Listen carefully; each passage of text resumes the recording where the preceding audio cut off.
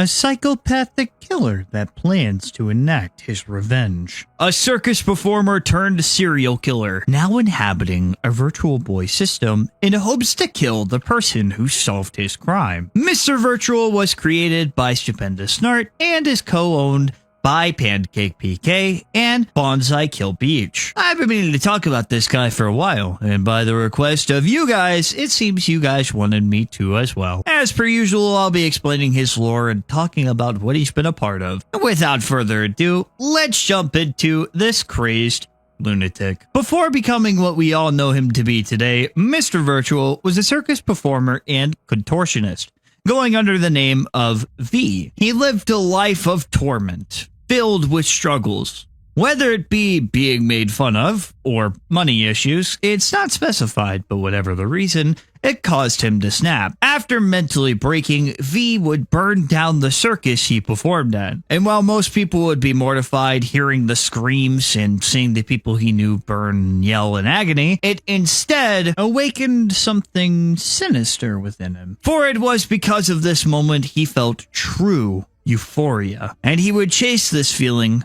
for the rest of his life. V would become a serial killer under the name of V. Yeah, his alias doesn't really change, which interesting decision. To take this obsession with a letter a step further, the victims were found having a large V carved into their chest. These murders would involve them being mutilated in different ways and would be scattered about in undisclosed locations. His killings would eventually catch the eye of a Detective Thomas Anderson, who took action in hunting down the psychopath. It would take him months to find the killer, but on May 13th, 1995, Anderson had found the perpetrator. The detective chased V through a Nintendo E3 that was being held, where V would be shot dead, collapsing in a Nintendo stall. And wouldn't you know it, it happened to be where they were showcasing the latest Virtual Boy system.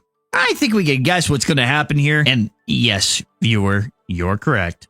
V's soul would tether itself to the system in death, transforming him into the lovable yet ugly creature we know him to be. But funny enough, the story doesn't completely end there. Months after his death, V takes the name Mr. V, a tall monster who renounced his previous life to attain a new goal: kill Detective Anderson. Though he wasn't made aware of his abilities until an unsuspecting Samantha Heathers had played his specific system, allowing V to follow her much like he did with his other victims. Doing this would lead him to his old ways. Samantha began to experience night terrors and strange paranoia. She would see things, objects would move on their own, and after a while, her mental fortitude shattered. This would allow Mr. V to replace her soul and possess her. The serial killer could feel again, and had returned to the physical plane. Though he wouldn't be able to keep the body for long, as the vessel began to rot away after a few days. He was forced to return to the Virtual Boy where his soul was tethered. And while he wasn't closer to his ultimate goal, he had newfound knowledge on how to torment the detective. And he wouldn't stop until he got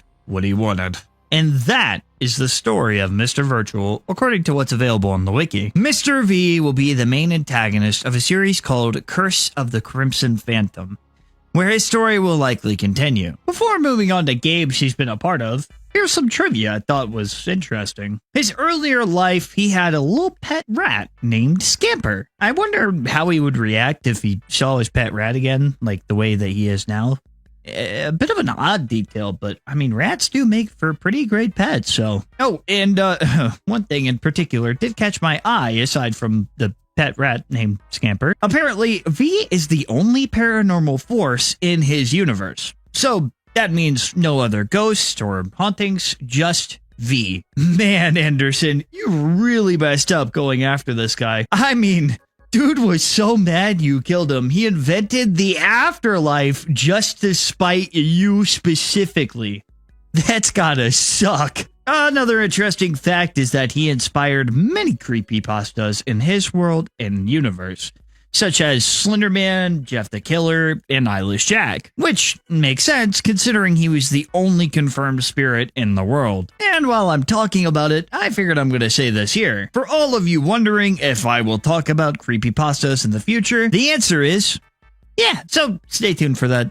Subscribe or whatever. Anyway, there's a semi-canon comic called The Night I Met the Devil, and it shows him tormenting a poor soul. This shows just how effective his hauntings are, and the art by Freya the Killer is fantastic. I really recommend you guys check it out. And the last bit of trivia that I want to bring up is that Mr. Virtual will sometimes kidnap lost children and train them to be replica V killers. I find that to be pretty interesting because it could be effective. I'm not sure if this is before death or after death, but if it's after death, he could kind of manipulate them to be like him or break them mentally with his newfound paranoia abilities from the Virtual Boy because, you know, kids would eventually at some point find the Virtual Boy, play it, and he would be able to spread his legacy and word that way. So, it really messed up. Now on to some media and games Mr. Virtual has been a part of. And wouldn't you know it, Killer Chase 2 makes another appearance, though he's not his own killer. Instead, he's a skin for MX. But the design here is well done, and it's just as intimidating having this lanky psychopath yell at you as you run for your life. Though, this next inclusion is something you guys will likely know him from. From Mario's Madness, we have one of the most well-known songs out there, Paranoia. Here we see Mr. Virtual being put on display in a really unique way. Hey, that rhymed. Like in the game.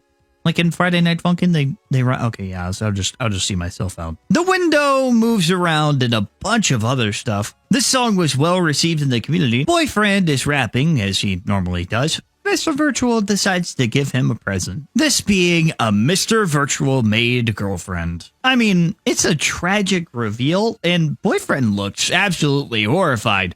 But man, this breakdown is really good. Dude has some insane vocals. And he mimics girlfriend's voice to a T. Like really, it's a good breakdown. And I'm not talking about Boyfriend. I don't want him to break down. I was talking about this. You know what I mean. It also goes over your desktop. And this honestly blew my mind the first time I saw this. But I think I already gushed about this in my Mario's Madness video, so I can't say too much about it. I just know that the visuals in the song were pretty good. Mr. Virtual also makes an appearance in a canceled build of Mario FNF port. This mod combines a bunch of horror Marios together in one mod, and dear God, V looks terrifying in this. While I think he looks scary in Mario's Madness, or just in general, that stare is just ugh. And these sprites, really well done. His down sprite literally looks like he's tearing open his face. And I'd be kind of silly not to mention this, but he does have a catchphrase, that being, I'm already in your head. And in case you forgot, it takes over the whole background in a bright red color. Thanks, game. Really, this is what I wanted. I honestly think that's his catchphrase because this honestly gives me a headache. The inclusion is really cool, but man, these flashing lights plus all the stuff in the front, ugh. I'm excited to see what Mr. V brings for us in the future, as the games he's been a part of have been promising so far. Let me know down in the comments below if there was any sort of media I missed or if you have anything you want to add. But that's gonna do it for this video. Thanks for watching, and remember, stay freaky!